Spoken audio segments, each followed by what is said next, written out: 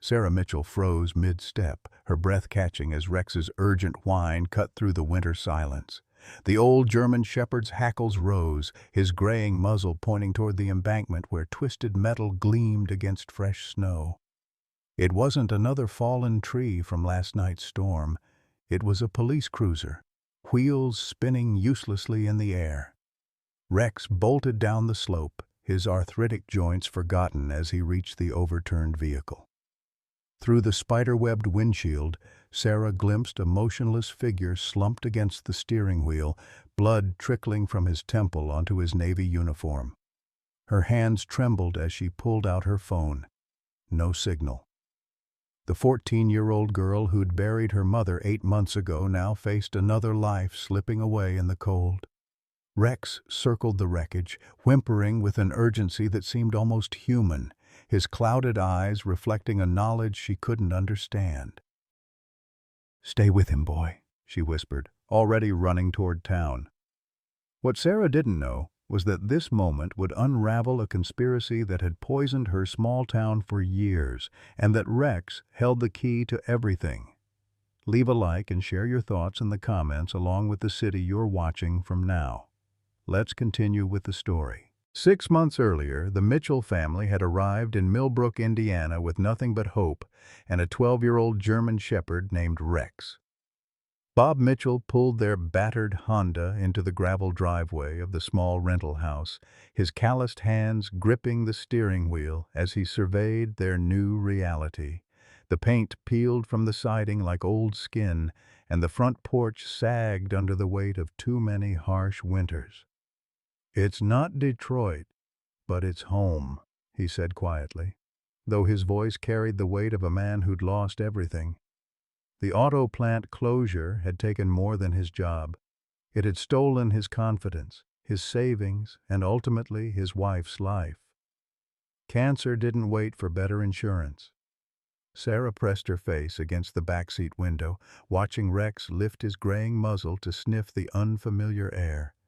The dog's amber eyes, once sharp and alert, had grown cloudy with age, but his devotion remained unwavering.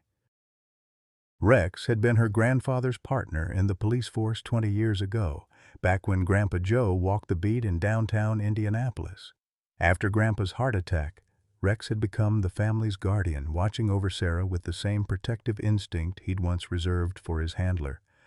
"That old dog's been through 3 families now," Bob had told Sarah's mother during better times.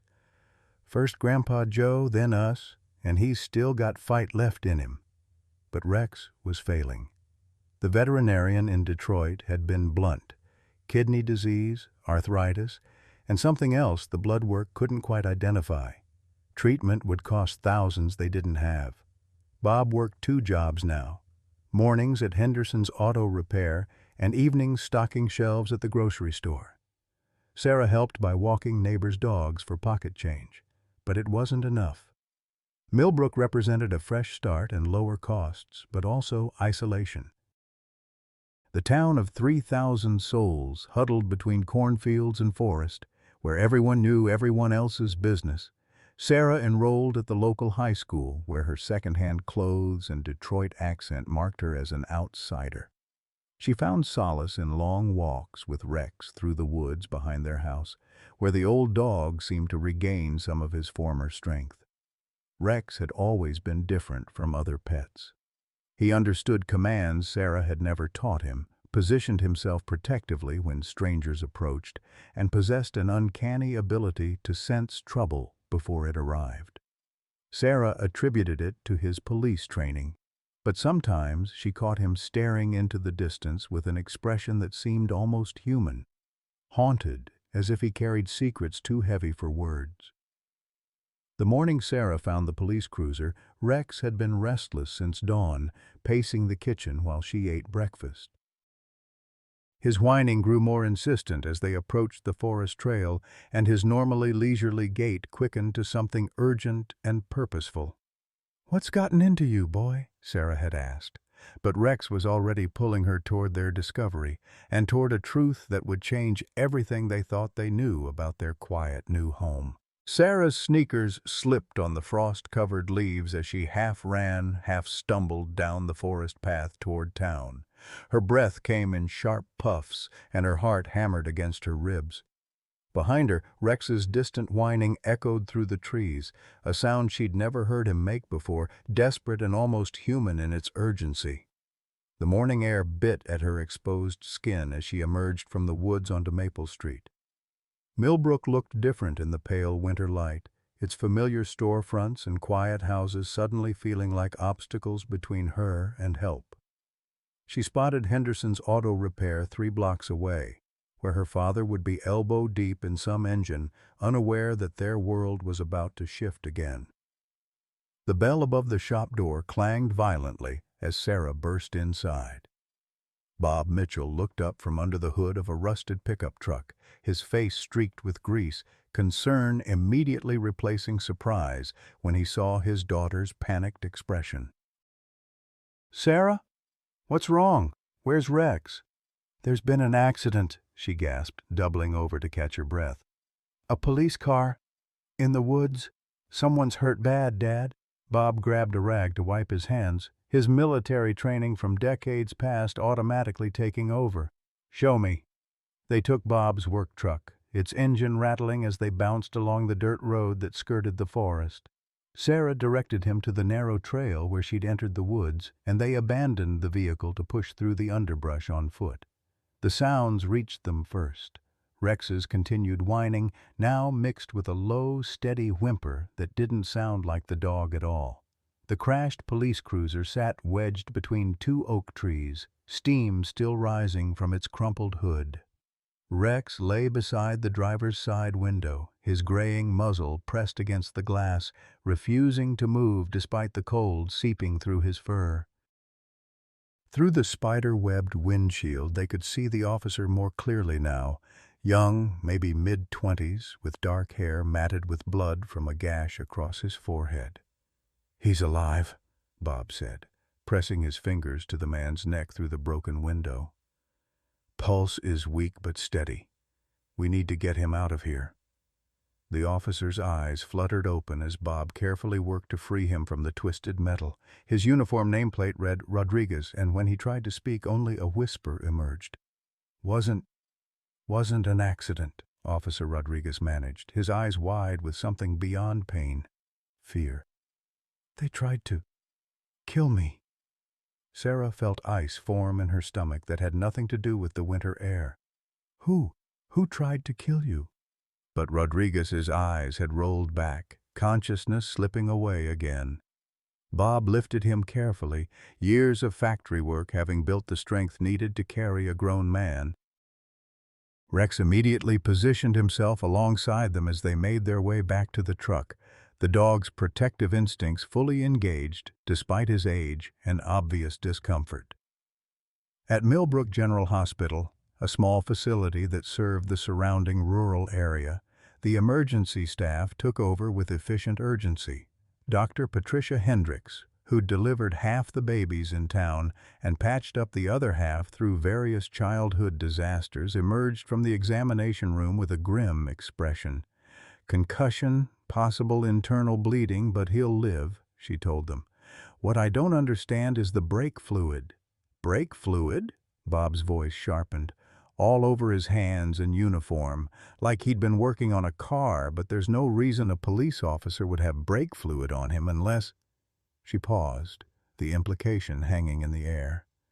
"Unless someone tampered with his brakes," Bob finished. The automatic doors of the hospital slid open, and Chief William Harrison strode in with the bearing of a man accustomed to command. In his mid-50s, Harrison had the silver hair and steady presence that made people instinctively trust him. He'd served Millbrook for over 2 decades, and his reputation was spotless. "Bob, Sarah," he nodded to them before turning to Dr. Hendricks. "How's my officer?" "Stable. He should make a full recovery." Something strange happened then. Rex, who had been lying quietly at Sarah's feet, suddenly stood and backed away from Chief Harrison, a low growl rumbling in his chest. His hackles rose, and he positioned himself between Sarah and the police chief, the same protective stance he'd taken at the crash site. "Easy, boy," Harrison said with a smile that didn't quite reach his eyes. "I'm one of the good guys." But Rex's growling intensified, and Sarah noticed something she'd never seen before in the old dog's clouded eyes: recognition and fear. Chief Harrison's smile faltered as Rex's growling intensified, the old dog's body trembling with an agitation that seemed to come from somewhere deeper than simple territorial instinct. Sarah had never seen Rex react this way to anyone, especially not a police officer. The dog's amber eyes remained fixed on Harrison, unblinking, as if staring at a ghost. "That's quite a reaction," Harrison observed, his tone carefully neutral. "Does he always respond to law enforcement this way?" "Never," Bob replied, studying the interaction with growing unease. "Rex was a K-9 officer himself back in Indianapolis. He usually loves cops." The words hung in the air like a challenge. Harrison's expression shifted almost imperceptibly. A flicker of something, surprise, recognition, crossing his features before the professional mask slipped back into place. "A K-9 officer? Here in Millbrook?" Harrison's laugh sounded forced. "That's interesting. We could use some experience around here." "Doctor." Hendricks cleared her throat. "Chief, I need to discuss Officer Rodriguez's condition with you privately." As the two adults moved toward her office, Sarah crouched beside Rex, running her fingers through his thick fur. The dog's muscles remained taut, his gaze never leaving Harrison's retreating figure. "What's wrong, boy?" she whispered. "What is it about him?" Rex turned to look at her then, and Sarah could have sworn she saw something almost human in his clouded eyes. A desperate need to communicate something urgent, something vital. He nosed at her hand, then deliberately walked toward the hospital exit, pausing to look back at her expectantly. "Dad," Sarah called softly, "Rex wants to show us something." Bob glanced toward Dr. Hendricks's closed office door, then back at his daughter. Years of military service had taught him to trust his instincts, and right now, every instinct screamed that something wasn't right about this situation. "Let's see what he's got," Bob decided. They followed Rex out of the hospital and back toward the forest, the afternoon sun casting long shadows through the bare branches. The dog moved with surprising determination for his age, leading them not to the crash site, but to a spot about 50 yards away, where the underbrush was trampled and disturbed. Rex stopped at a partially buried toolbox, its metal surface scratched and dented. He pawed at it insistently until Bob knelt and pulled it from the frozen earth. Inside, they found an assortment of automotive tools, including a brake line bleeder kit still wet with fluid. Sarah's breath caught. Someone really did sabotage his car. Bob examined the tools with the practiced eye of a mechanic. "This is professional-grade equipment. Whoever did this knew exactly what they were doing." He looked up at Sarah, his expression grim. "They wanted Rodriguez to crash on that particular stretch of road." "But why?" "What did he know?" Before Bob could answer, Rex began digging frantically at the base of a nearby oak tree. His claws scraped against something metallic buried in the earth. A small waterproof container. Inside, Sarah found a collection of newspaper clippings, all bearing the same headline theme: "Local child missing. Search continues for missing teen. Another youth vanishes." The dates spanned 3 years, and all the disappearances had occurred within a 50-mile radius of Millbrook. Sarah's hands trembled as she counted them. 7 children, ranging in age from 8 to 16, all simply vanished without a trace. "My God," Bob whispered, reading over her shoulder. Rodriguez was investigating missing children. Hidden beneath the clippings was a handwritten note. "Meet me at the old grain elevator tomorrow night. I have proof about the missing kids. Trust no one in the department. Dr." Dr. Danny Rodriguez, Sarah said. He was meeting someone. Rex whined softly, nosing at the papers with obvious distress. Sarah noticed something else then. Tucked deep in the container was a faded leather collar with a tarnished badge attached. The inscription read, Rex, K-9 Unit, Indianapolis Metro Police. "This is your collar, isn't it?" Sarah held it up, and Rex's tail gave a tentative wag for the first time since the morning's discovery. But why was it buried here with... The sound of approaching footsteps through the underbrush made them all freeze. Chief Harrison emerged from behind a stand of pine trees, no longer wearing his professional smile. His hand rested casually on his service weapon. "I see you found some old trash in the woods," he said, his voice carrying a dangerous edge. "Amazing what people dump out here." Rex immediately positioned himself between Harrison and Sarah, his growl returning with renewed intensity.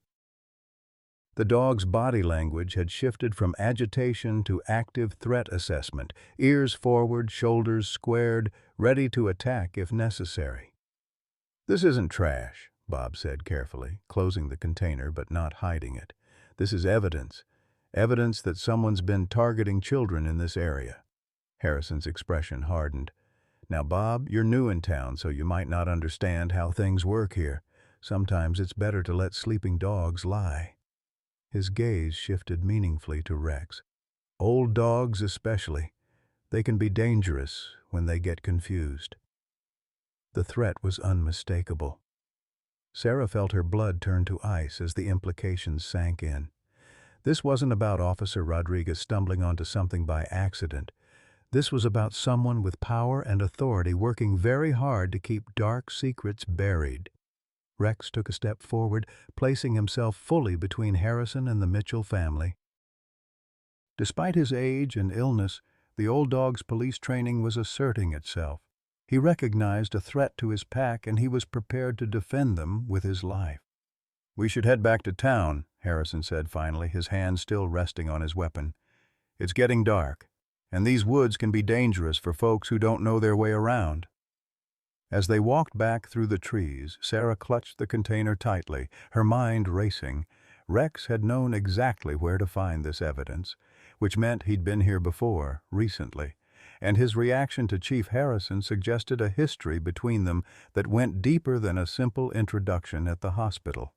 Whatever Rex was trying to tell them, one thing was becoming terrifyingly clear: they were not safe in Millbrook, and the very man sworn to protect them might be the one they needed protection from. The next 3 days passed in a haze of tension and careful pretense.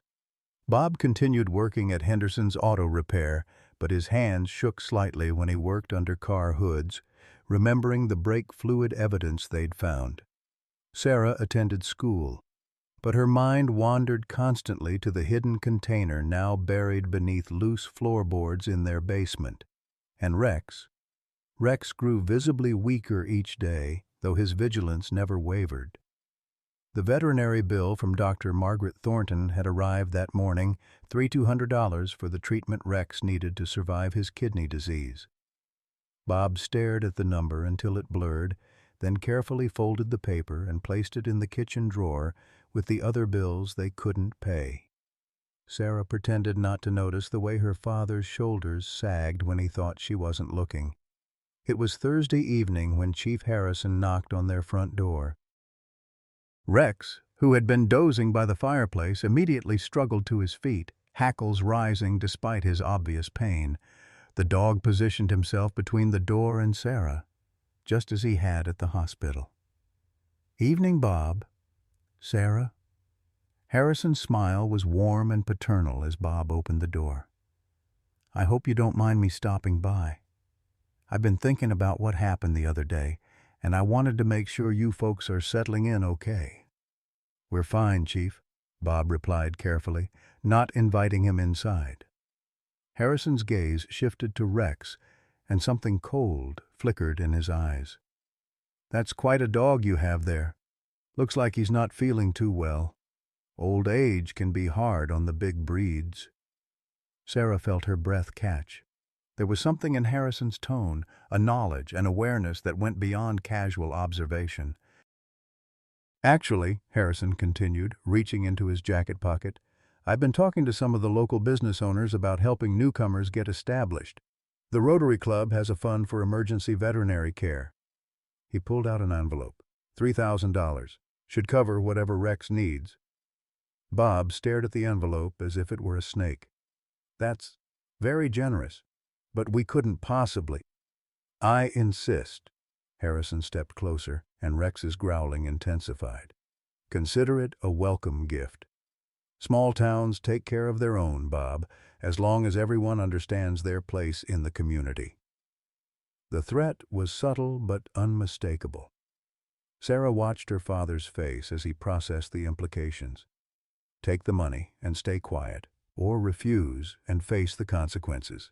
"Besides," Harrison added with that same cold smile, "it would be a shame if something happened to Rex while you were trying to scrape together the money."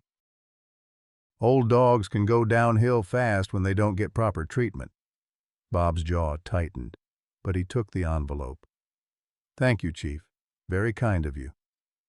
After Harrison left, the house felt contaminated by his presence. Rex continued pacing, whining softly, clearly agitated by the visit. Sarah watched her father count the bills in the envelope, exactly $3,000, all in crisp 20s and 50s. "It's blood money," Bob said quietly. "He's buying our silence." "But Rex needs treatment," Sarah whispered, torn between her principles and her love for the dog who had become her lifeline after her mother's death. "I know, sweetheart. I know." That night, Sarah couldn't sleep. She crept downstairs to find Rex lying by the back door, his breathing labored but his eyes alert. When she sat beside him, he rested his graying muzzle in her lap. "What do you know about him, boy?" she whispered. "What happened between you and Chief Harrison?" As if in response to her question, Rex slowly stood and walked to the basement door. Sarah followed, grabbing a flashlight from the kitchen drawer.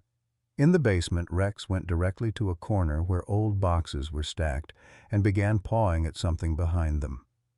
Sarah moved the boxes and found herself staring at a section of wall where the paint was slightly different, newer, covering what looked like repairs to holes in the drywall. Rex whined and pawed at the wall, then looked at her expectantly. Understanding flooded through her. "You lived here before, didn't you?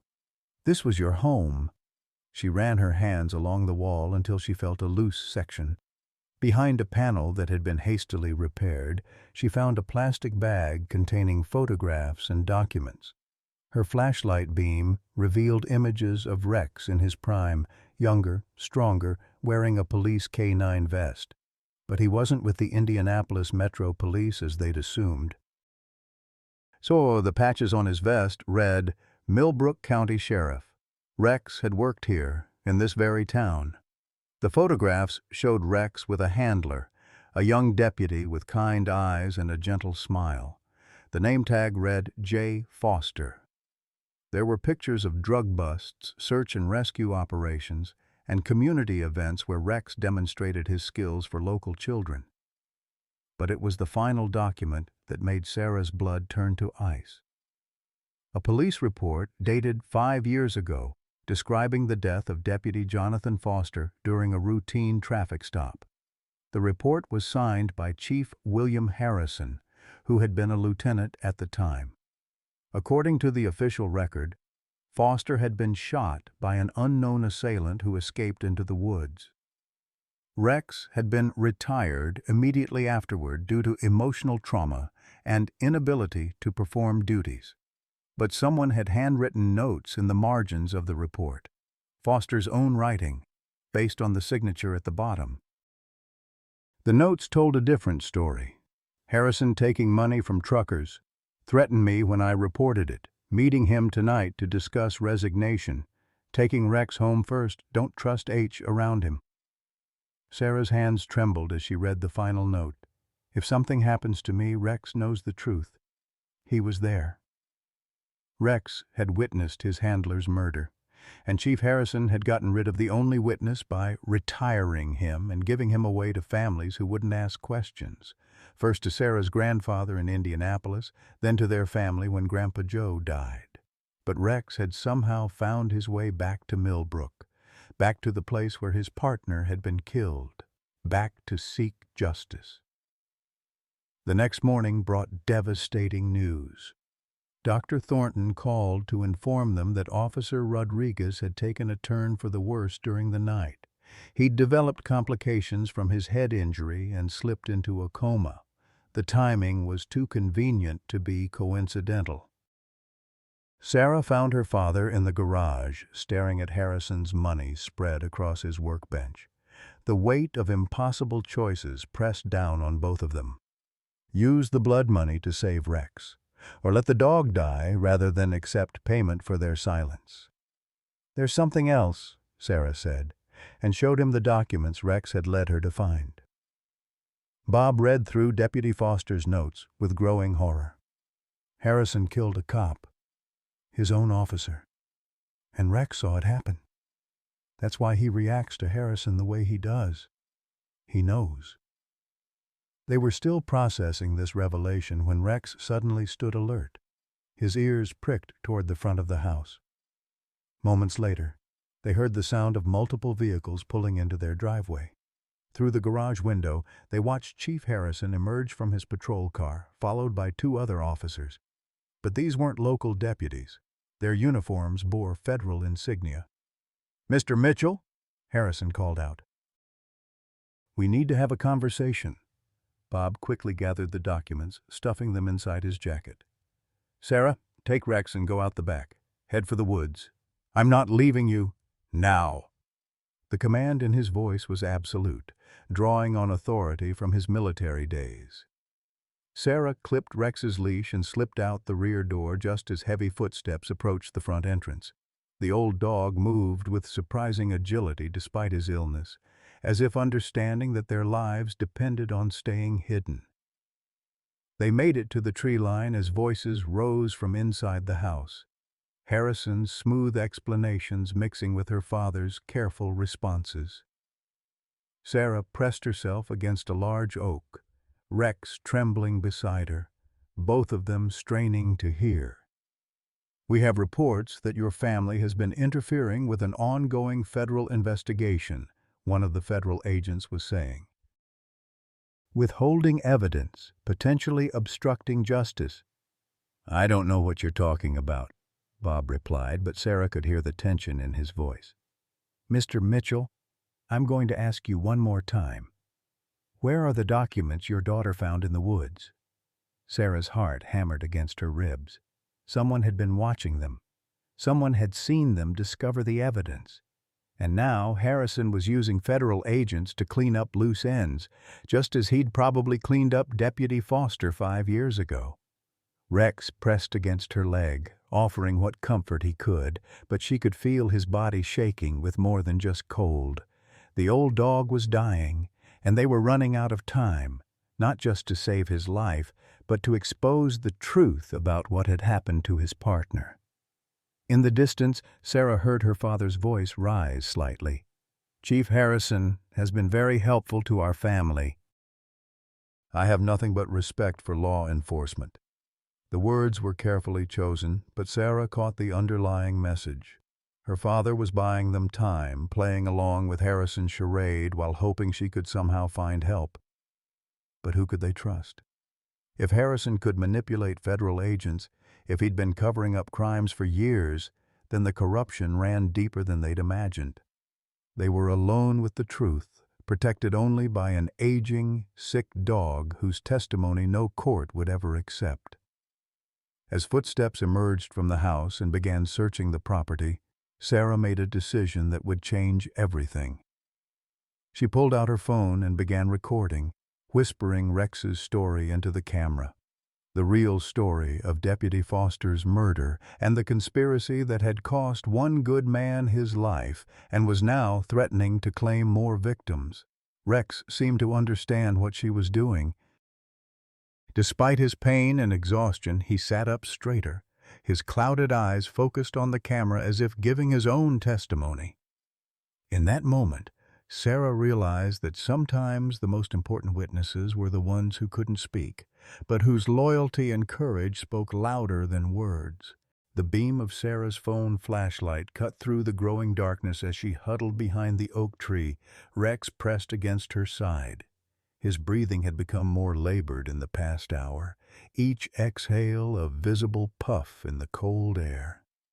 Through the bare branches, she could see flashlights moving around their house as Harrison's search team combed through their belongings. "We know you're out there, Sarah." Harrison's voice carried across the yard, artificially gentle. "It's getting cold, and that dog of yours doesn't look well.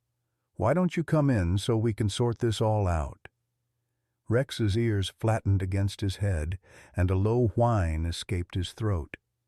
Sarah could feel the old dog trembling, whether from cold, illness, or memories she couldn't tell.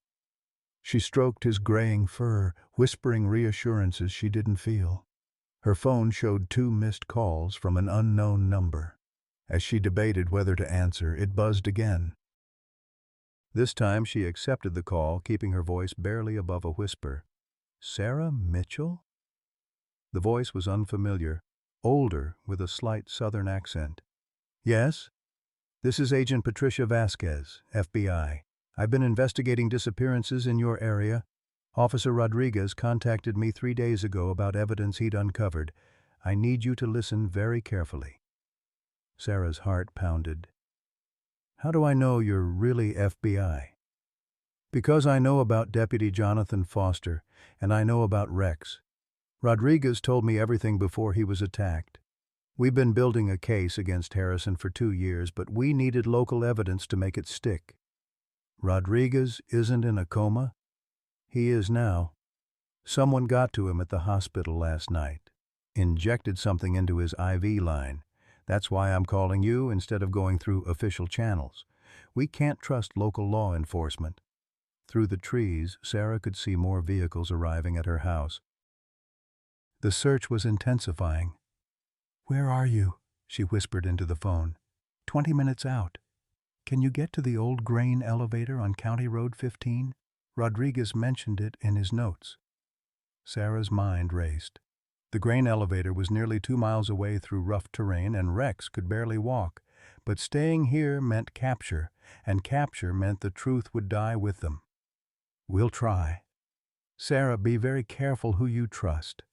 Harrison has people everywhere, including some federal agents. If anyone approaches you claiming to be law enforcement, demand to see Agent Vasquez specifically. Don't go with anyone else." The call ended just as Rex struggled to his feet, his body language alerting to immediate danger. Flashlight beams were moving into the forest, sweeping methodically through the underbrush. They were running out of time. Sarah clipped Rex's leash and began moving deeper into the woods, away from their house and toward the county road. The old dog moved slowly but with determination, stopping frequently to rest against trees. Each pause felt like an eternity as the searchlights grew closer behind them. "Come on, boy," she urged gently. "Just a little farther." Rex looked up at her with those clouded amber eyes, and she saw something that broke her heart: acceptance. He knew he was dying, knew this might be his final journey, but he was willing to make it because she needed him to. The memories came flooding back then, triggered by the desperate circumstances. Her mother's final weeks, watching the woman who had been her anchor grow weaker each day. The helplessness of being 14 and watching someone you love slip away while you stood powerless to stop it. The guilt of sometimes wishing it would just end, so the pain would stop for everyone. Now here was Rex, the last living connection to the family she'd lost, pushing himself beyond his limits because he understood that some things were worth dying for. They reached a creek that ran parallel to County Road 15, its banks steep and treacherous in the darkness. Rex sat heavily, his sides heaving with exertion. Sarah could hear vehicles on the road above them, engines idling, radio chatter bleeding through the night air. "Federal agents, my ass," a voice drifted down, one of Harrison's deputies. "Chief says they're just local troublemakers who need to be dealt with quietly." "What about the dog?" "Put it out of its misery. Thing's half dead anyway." Sarah felt rage surge through her, hot and pure. They were talking about Rex like he was nothing, just an inconvenience to be eliminated. But Rex was more than they could ever understand. He was loyalty incarnate, courage in the face of impossible odds, love that asked for nothing in return. She pulled out her phone and opened the video she'd recorded earlier, Rex's testimony in the face of corruption and murder. With shaking fingers, she uploaded it to every social media platform she could access, adding the caption, "This is Rex. He's dying, but he's still fighting for justice. Chief Harrison killed his partner, Deputy Foster, 5 years ago. Help us expose the truth. #Justice for Deputy Foster, #Rex the hero." Within minutes, the video began accumulating views and shares. The power of social media, the viral nature of injustice exposed. It was their only weapon against a corrupt system that seemed determined to silence them. Rex lifted his head, ears pricked toward the road. A single vehicle was approaching, moving slowly, searchlights sweeping the creek banks. But this car was different, unmarked, with government plates visible in the reflected light. A woman emerged from the driver's side, medium height, dark hair pulled back in a ponytail, wearing a bulletproof vest over civilian clothes. She moved with the confident efficiency of someone accustomed to dangerous situations. "Sarah Mitchell?" she called softly. "Agent Vasquez, FBI. I'm alone." Sarah remained hidden, Rex's training asserting itself as he evaluated the newcomer. The old dog's body language was different than it had been with Harrison, alert but not aggressive, cautious but not fearful. "How do I know you're really Agent Vasquez?" "Because I know that Rex found Foster's body 5 years ago in the woods behind the abandoned lumber mill. I know that Harrison shot Foster point blank and then put the gun in Foster's hand to make it look like suicide. And I know that Rex has been living with that trauma ever since, bounced from family to family because Harrison couldn't risk killing a police dog without raising questions." The details were too specific, too accurate to be coincidental. Sarah emerged from the underbrush, Rex moving slowly beside her. Agent Vasquez crouched down as they approached, extending her hand for Rex to sniff. The old dog considered for a moment, then gave her fingers a tentative lick, his version of approval. "He's beautiful," Vasquez said quietly.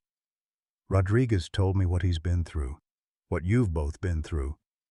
Can you stop Harrison? With the evidence you've uncovered, yes. But we need to move fast. My contacts tell me he's planning to eliminate all loose ends tonight. You, your father, and Rex. He's already sent teams to take Rodriguez off life support." Sarah felt the world tilt around her. "My dad is safe for now. Harrison needs him alive until he finds you. But that protection won't last long." Agent Vasquez helped Rex into the back seat of her vehicle, the old dog settling with a grateful sigh. As they drove toward the county seat where the state police headquarters was located, Sarah watched the landscape blur past the windows. Everything familiar was falling away, their home, their fragile sense of security, their hope for a peaceful life in Millbrook. But Rex was alive, and Agent Vasquez seemed confident they could build a case. The video Sarah had posted was gaining traction online, with comments pouring in from people outraged by the corruption she'd exposed. The power of truth, amplified by technology and human decency, was beginning to push back against the darkness that had consumed their small town. "What happens now?" Sarah asked. "Now we make sure Rex's testimony counts for something," Agent Vasquez replied. "Deputy Foster deserves justice, and Harrison's victims deserve to know their children's cases will be investigated properly. Sometimes it takes a dying dog to remind us what courage really looks like. Rex lifted his head from the back seat, meeting Sarah's eyes in the rearview mirror. For the first time in days, his tail gave a weak but definite wag.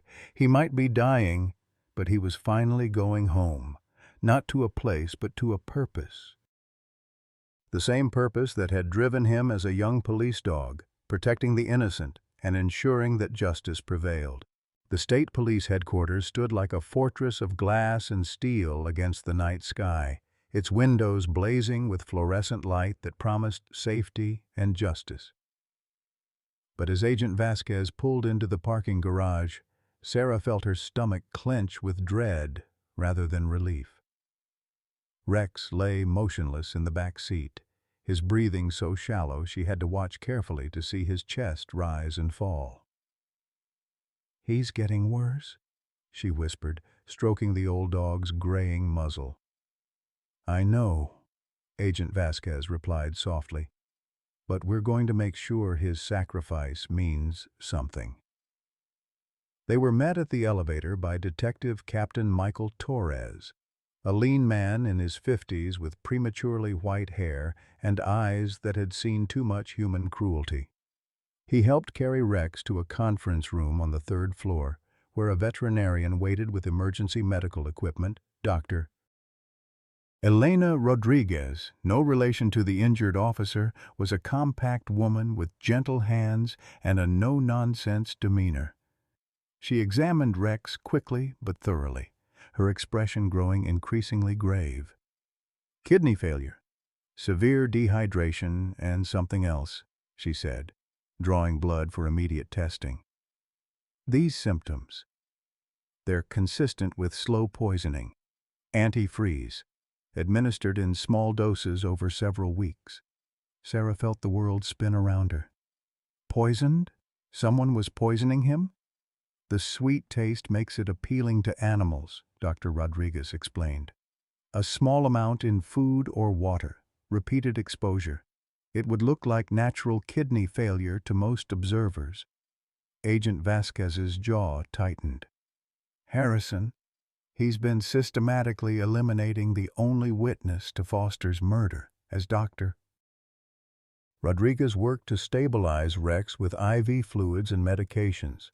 Captain Torres spread the evidence across the conference table, the photographs Sarah had found, Deputy Foster's handwritten notes, and the video testimony that was now viral across social media platforms. "This is substantial," Torres admitted, "but we need more to build a bulletproof case. Harrison has friends in high places, connections that go back decades. He's going to claim these documents are forgeries, that you're a troubled teenager seeking attention." "Then what do we do?" Sarah asked, her voice cracking with exhaustion and despair. "We get Foster's body exhumed," Agent Vasquez said. "If Harrison shot him at close range, there will be forensic evidence. Gunpowder residue, bullet trajectory inconsistent with suicide. The original investigation was rushed and sloppy, deliberately so." But even as they planned their next moves, Sarah's phone began buzzing with notifications. Her viral video about Rex had caught the attention of major news networks, and reporters were descending on Millbrook like locusts. The story was spinning out of control, taking on a life of its own. "Girl and dying dog expose police corruption," read one headline. "Hero dog fights for justice from beyond the grave," proclaimed another. The hyperbole made Sarah's skin crawl. Rex wasn't a symbol or a hashtag. He was a living, breathing creature who was suffering because he'd been loyal to his duty and his partner. The media circus felt like another form of exploitation. Dr. Rodriguez looked up from Rex's treatment with a concerned expression. "I've done everything I can to stabilize him, but the damage is extensive. His kidneys are functioning at maybe 20% capacity. Without dialysis or a transplant, neither of which is practical for a dog his age, we're looking at days, maybe hours." Sarah felt her world crumble. After everything Rex had endured, after all the courage he'd shown, he was still going to die. The injustice of it burned in her chest like acid. "There is one option," Dr. Rodriguez continued quietly. "It's experimental, very expensive, and there's no guarantee it will work. A colleague of mine in Chicago has been developing a new treatment protocol for canine kidney failure. It's shown promise in younger dogs. But Rex, how much?" Sarah asked, though she already knew the answer would be devastating. $15,000? Maybe more. The number hung in the air like a death sentence. Even with Harrison's blood money, they were nowhere close to affording experimental treatment. Sarah thought of her father, probably still being interrogated back in Millbrook, of Officer Rodriguez lying unconscious in a hospital bed, of Deputy Foster rotting in his grave while his killer walked free. "Money shouldn't matter," she said, her voice hardening with resolve. "Not when it comes to saving a life." Agent Vasquez pulled out her phone. "Let me make some calls. The FBI has a fund for situations like this. When animals have been instrumental in federal investigations, it's not much, but combined with the donations that are starting to pour in from your video." While the adults worked their contacts and navigated bureaucracy, Sarah sat beside Rex on the examination table, holding his large head in her lap. His breathing had stabilized somewhat with the IV fluids, but she could see the pain in his clouded eyes. "I'm sorry, boy," she whispered. "I'm sorry people are so horrible. I'm sorry you've had to carry this burden for so long." Rex's tail gave the faintest twitch, and he pressed his muzzle against her hand. Even in his weakened state, he was trying to comfort her. Captain Torres's radio crackled to life, interrupting the quiet moment. "All units, be advised. We have a situation at Millbrook General Hospital. Multiple gunshots reported. Suspects fled the scene." Sarah's blood turned to ice. "Officer Rodriguez?" Agent Vasquez was already on her phone, speaking rapidly to someone on the other end.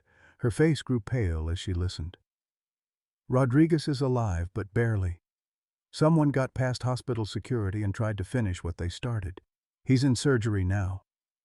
"Harrison's cleaning house," Torres said grimly, "which means we're running out of time." As if summoned by their conversation, Sarah's phone rang.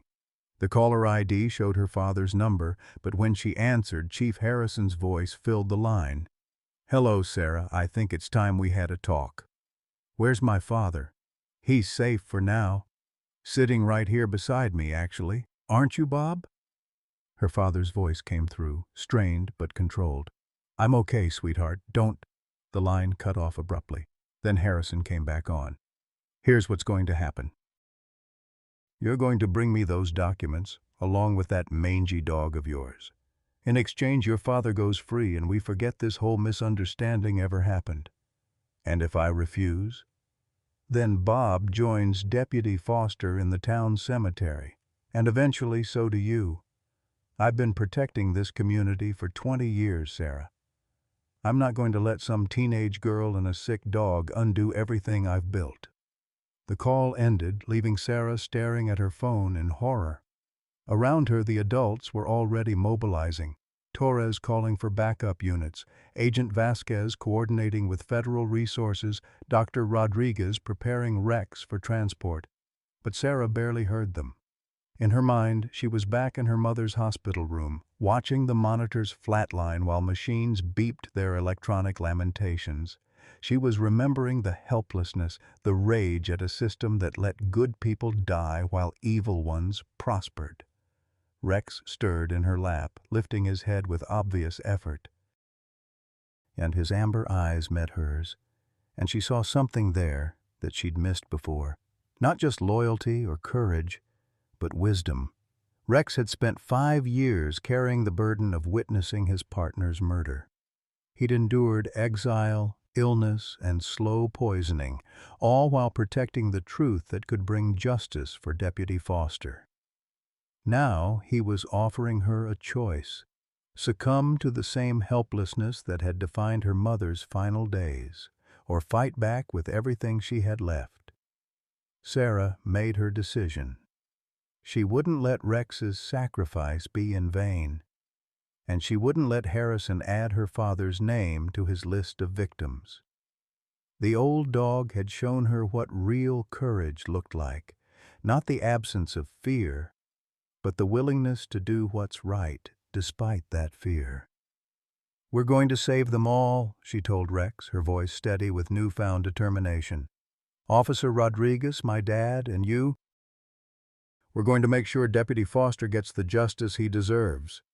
Rex's tail wagged once, weakly but definitively. In his clouded eyes, Sarah saw approval, pride, and something else: hope. Despite everything he'd endured, despite his failing body and the forces arrayed against them, Rex still believed that good could triumph over evil. It was time to prove him right. The plan that emerged from the state police headquarters was both desperate and elegant in its simplicity. Agent Vasquez would coordinate a multi-agency response while Sarah and Rex returned to Millbrook under the pretense of surrendering to Harrison's demands. Hidden microphones would record any confession, while tactical teams positioned themselves around the town to prevent Harrison's escape.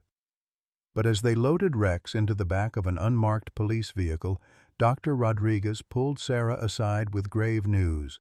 "His kidney function has dropped to 15%, she said quietly. "The stress of travel, the adrenaline, it's accelerating the failure. Even if we get him to Chicago tonight, I'm not sure he'll survive the experimental treatment."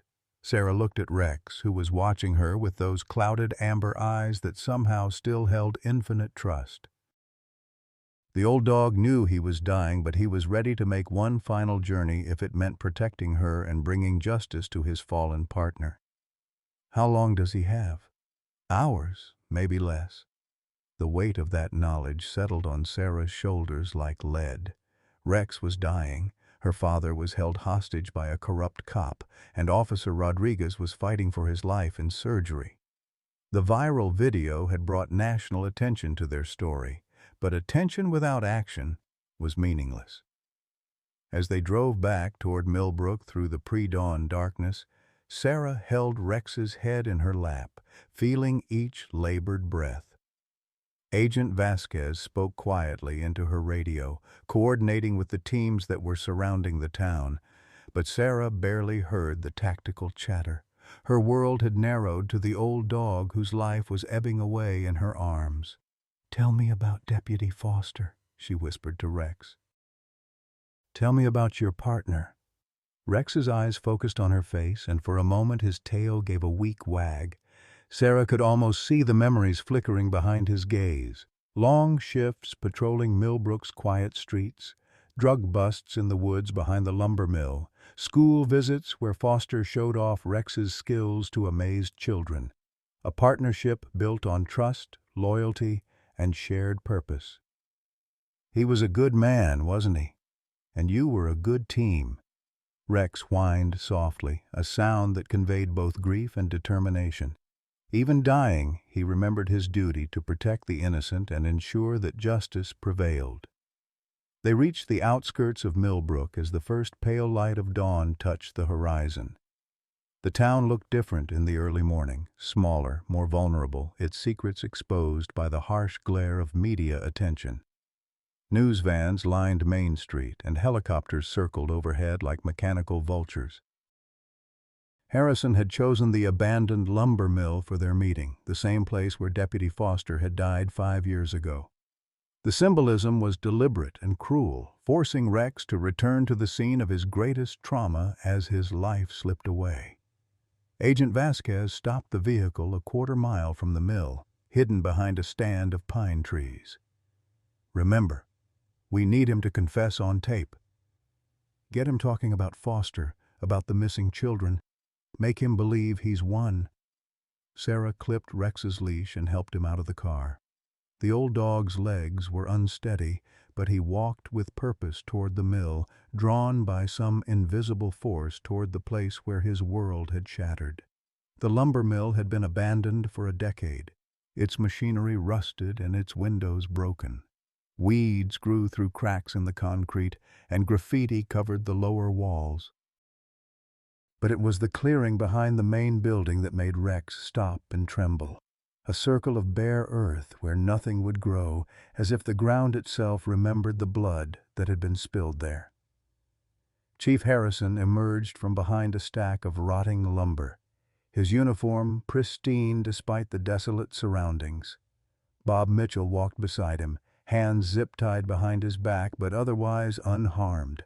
Sarah's relief at seeing her father alive was tempered by the cold rage in Harrison's eyes. "You came," Harrison said, his voice carrying across the clearing. "I wasn't sure you would. Most people choose self-preservation over principle."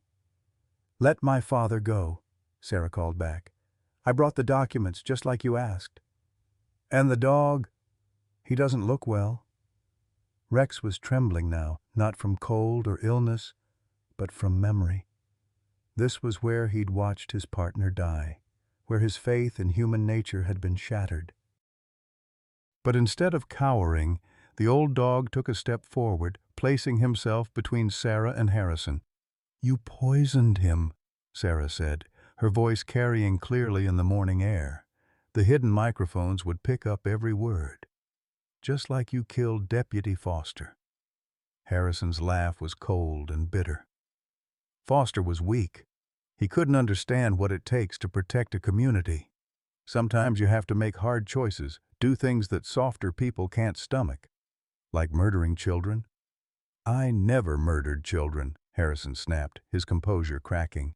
"I saved them. Do you have any idea what happens to kids who get taken by predators? The lucky ones die quickly. The others, they suffer for years before they're finally killed. I prevented that suffering." Sarah felt sick as the implications sank in. "You killed the missing children yourself, to save them from worse fates. 7 children who were going to be taken anyway. 7 quick, merciful deaths instead of years of torture." Foster couldn't see the bigger picture. He thought he could save everyone, bring every case to trial, trust the system to protect the innocent. Bob's voice carried across the clearing, hoarse with horror. "You're insane." "I'm practical," Harrison replied. "Foster found out about my methods and threatened to expose me. Said he'd rather see children suffer than compromise his precious principles. So I made a choice, one man's idealistic naivety versus the greater good." Rex was shaking violently now, his body racked with memories and failing strength. But his eyes never left Harrison's face, and Sarah realized the old dog was doing more than remembering. He was recognizing the voice, the stance, the casual discussion of murder. This was the man who had destroyed his world. "You shot him in the back," Sarah said, her voice steady despite her racing heart. "Deputy Foster was walking away when you killed him." Harrison's eyes narrowed. "How could you possibly know that?" "Because Rex was there. He saw everything." For the first time since they'd met, Harrison looked directly at Rex. The old dog stared back, no longer trembling but standing as straight as his failing body would allow. In that moment the years fell away, and Rex was once again a police dog confronting a criminal. "That animal should have been put down years ago," Harrison said, his voice dropping to a dangerous whisper. "I've been trying to arrange that quietly, but you people wouldn't cooperate." The confession was complete, recorded and transmitted to the teams surrounding the mill. But Harrison wasn't finished. He pulled his service weapon, pointing it first at Bob, then at Sarah, finally settling on Rex. "Some witnesses just won't stay silent," he said. "But dead dogs tell no tales." Rex gathered himself for one final act of courage. Despite his kidney failure, despite the poison coursing through his system, despite the arthritis that made every movement agony, the old dog lunged forward, not toward Harrison, he was too weak for a direct attack, but toward Sarah, knocking her to the ground just as the gunshot echoed across the clearing. The bullet that had been meant for Sarah caught Rex in the chest, spinning him around before he collapsed in the dirt. Blood pooled beneath his graying fur, mixing with the earth where his partner had died 5 years earlier. "No!" Sarah's scream pierced the morning air as she crawled toward Rex, her hands pressing against the wound that was already beyond help. Tactical teams swarmed the clearing from all directions, shouting commands and leveling weapons at Harrison. The corrupt chief dropped his gun and raised his hands, but his eyes remained fixed on Rex with something like satisfaction. "It's finished," he said quietly. "Finally finished." But Rex wasn't finished. With tremendous effort, the old dog lifted his head one final time, his clouded eyes finding Sarah's face. His tail gave a single weak wag, not of pain or defeat, but of contentment. He had protected his new family just as he had tried to protect his first partner. He had done his duty. Agent Vasquez knelt beside Sarah as Rex's breathing grew shallow. "He saved your life. And his testimony just put Harrison away forever." "He saved more than my life," Sarah whispered, stroking Rex's muzzle as his eyes slowly closed. "He saved Deputy Foster's memory. He saved the truth." Rex's final breath came as the sun crested the horizon, painting the clearing in golden light. The old police dog who had carried the burden of witness for 5 long years was finally at peace, his duty complete and his loyalty rewarded with justice. In his last moments, Rex had proven that some bonds transcend death, that courage can flourish even in failing bodies, and that the truth, no matter how long buried, will eventually rise to the surface through the dedication of those who refuse to let it die. Harrison was led away in handcuffs. His 20-year reign of terror finally ended by the testimony of a dying dog and the courage of a 14-year-old girl who refused to let injustice stand. The missing children would never come home, but their families would finally have answers. Deputy Foster would finally have justice. And Rex, loyal, brave, faithful Rex, would finally rest beside his fallen partner, their watch at last complete. 3 months later, the autumn sun cast long shadows across the Millbrook Cemetery as Sarah knelt beside 2 graves that shared a granite headstone. The inscription read simply, "Deputy Jonathan Foster Rex, partners in life, united in service." Below that, someone had carved the words Rex had lived by: loyalty, courage, justice. The cemetery groundskeeper had initially protested the joint burial, claiming it was unprecedented, but the story had captured national attention. Donations poured in from across the country, not just money, but flowers, toys, and letters from children who had been inspired by Rex's courage. The town council, eager to distance themselves from Harrison's crimes, had unanimously approved the unusual arrangement. Sarah placed a wreath of autumn leaves on the grave, her fingers tracing Rex's name carved into the stone. The old dog had been cremated and his ashes interred alongside Foster's casket, finally reunited with the partner he had never stopped trying to protect. "I brought you something," she said softly, pulling a worn leather collar from her jacket pocket. It was Rex's old K9 collar, the one they'd found hidden in the evidence cache. Agent Vasquez had returned it to her after the investigation concluded, saying it belonged with family. Bob approached from behind, walking with a slight limp that lingered from his ordeal with Harrison. He carried a small potted plant, a young oak tree they planned to place beside the grave. "The nursery owner said this variety can live for over a century," he said, kneeling beside his daughter. Seemed fitting. The past 3 months had transformed their lives in ways Sarah never could have imagined. The reward money from Harrison's capture had not only covered Rex's final veterinary bills, but left enough to establish the Rex Foundation, a charity that helped families afford emergency veterinary care for their pets. Bob had been offered a position training canine units for the state police, his military background and personal experience with Rex making him an ideal candidate. "Any word from Agent Vasquez?" Bob asked as they worked together to plant the oak sapling. "She called this morning. Harrison's trial starts next week. They expect him to plead guilty to avoid the death penalty." Sarah's voice was steady, but her hands trembled slightly as she tamped soil around the tree's roots. 25 to life for Foster's murder, plus federal charges for the children. The investigation into the missing children had revealed the full scope of Harrison's twisted logic. In his mind, he had been saving them from worse fates, quick deaths instead of prolonged suffering at the hands of predators. 7 families finally had closure, though the knowledge of how their children had really died brought little comfort. Officer Rodriguez had recovered from his injuries and was now working with federal investigators to root out other corruption in local law enforcement.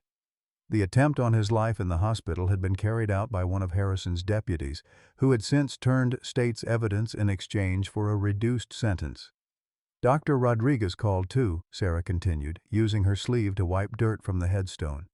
The experimental kidney treatment Rex would have received, it's being funded now by the donations that came in after the story broke. 3 dogs have already been saved.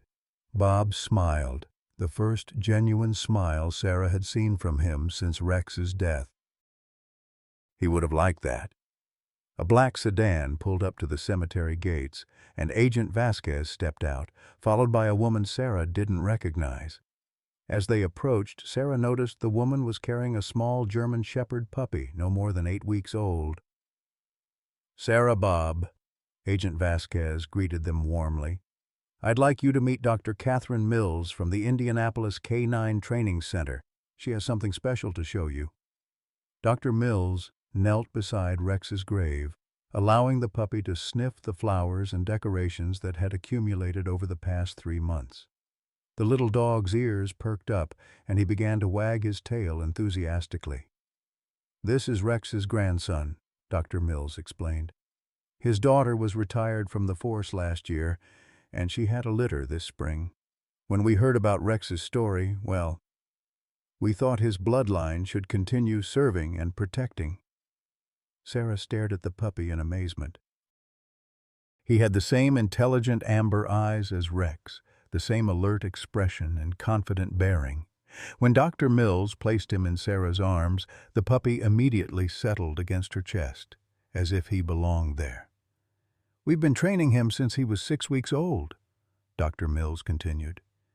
"He shows exceptional promise, intelligence, loyalty, courage, all the traits that made his grandfather special. The state police would like to offer him to your family, with the understanding that he'll eventually join their K-9 unit when he's old enough."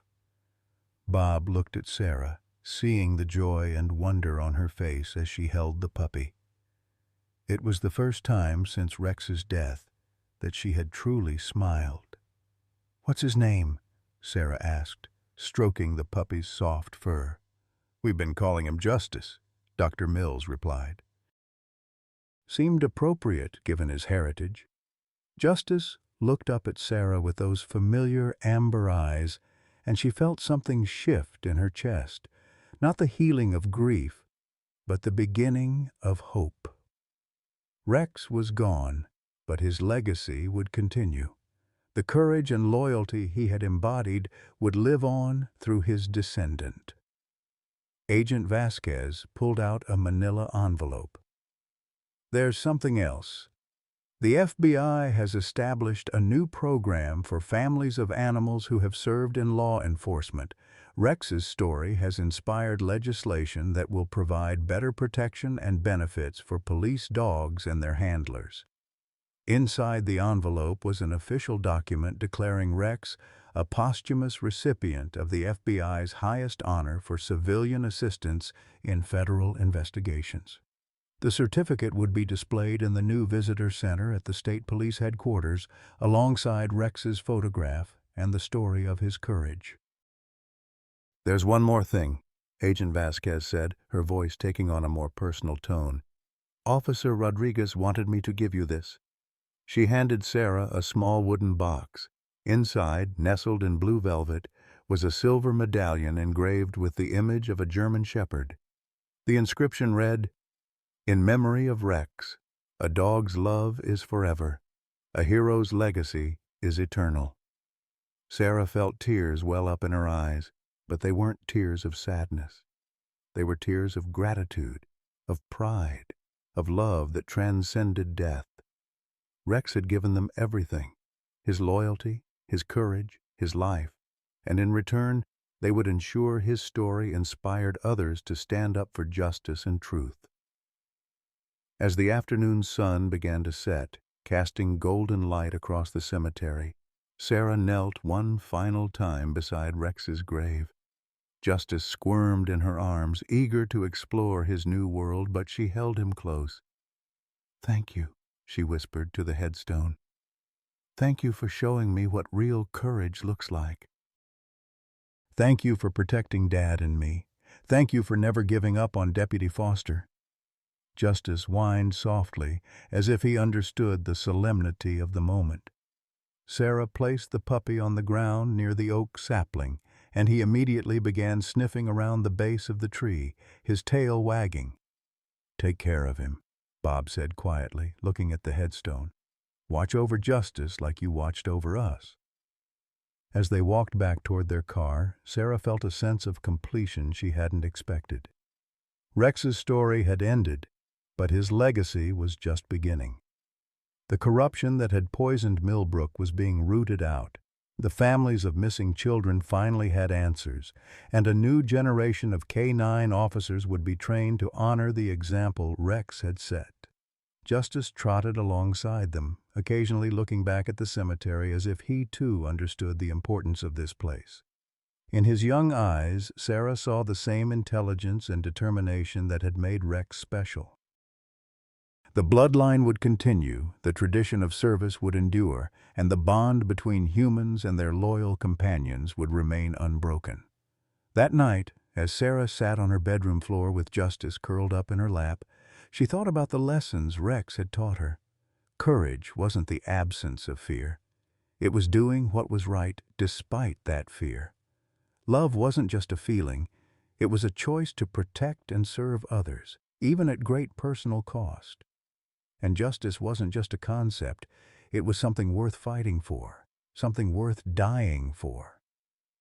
Rex had shown her that sometimes the most important witnesses were the ones who couldn't speak with words, but whose actions spoke louder than any testimony. He had proven that loyalty transcended species, that courage could flourish in the most unlikely circumstances, and that love, true, unconditional love, was the most powerful force in the universe. As Justice settled into sleep, his small body rising and falling with each breath, Sarah made a promise to Rex's memory. She would live with the same courage, the same loyalty, the same unwavering commitment to justice that he had shown. And someday, when Justice was old enough to join the K-9 unit, she would make sure he understood the legacy he carried, not just in his bloodline, but in the values his grandfather had died defending. The story of a girl and her dog had ended, but the story of justice, loyalty, and love would continue forever. Sometimes God doesn't send angels with wings. He sends them with paws, graying muzzles, and hearts bigger than their failing bodies. Rex's story reminds us that the deepest love isn't found in grand gestures, but in quiet loyalty that persists through pain, sacrifice that asks for nothing in return, and courage that stands firm even when the body grows weak. How many of us have been blessed by a faithful companion who loved us unconditionally, who greeted us with joy after our worst days, who stayed by our side when human relationships failed us?